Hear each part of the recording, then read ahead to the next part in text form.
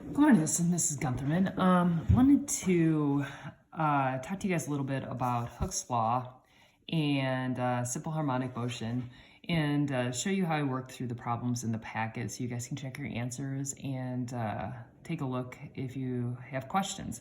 First thing, you guys did a PhET lab on Monday where you looked at Hooke's Law for springs, where basically the force applied to a spring to stretch the spring is going to be proportional to the spring constant times the amount that the spring is stretched. So we got a spring constant, and this is a specific value for each spring. So each spring has its own spring constant, and that the bigger the spring constant, like the hardier the spring is, if you will.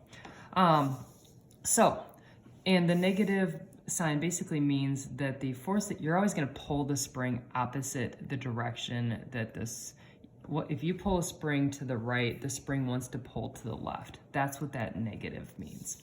So let's just look quickly at a problem, and I apologize.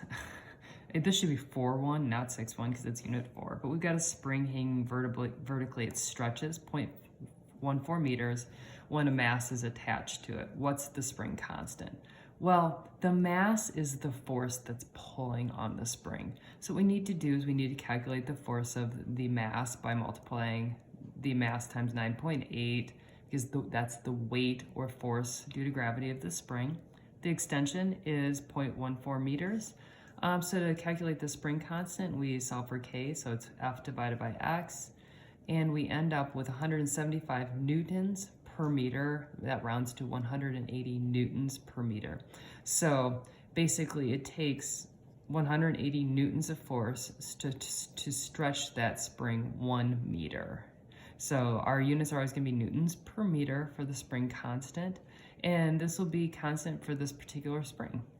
I'm going to upload a separate video for the next set of questions to keep these things a little bit shorter.